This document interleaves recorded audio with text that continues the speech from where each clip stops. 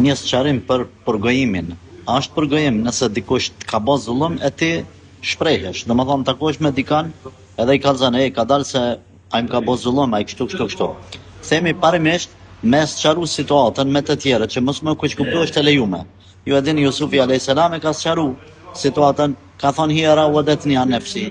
Ajo ka insistuar më afru të unë për amoralitet, ka tregu, ajo i ka bë zullum, ka shpif për Jusufin alayhis salam. E shumë raste të tjera që ju i dini.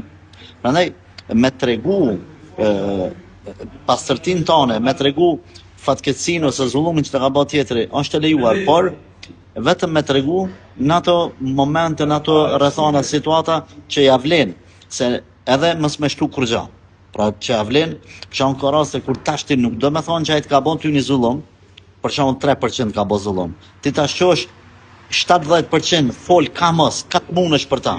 E bjen punën që tash ti me i bë zullum atij tjetrit, veç të fol për ta. Veç atë sa është e nevojshme edhe pa shtu kur gjë.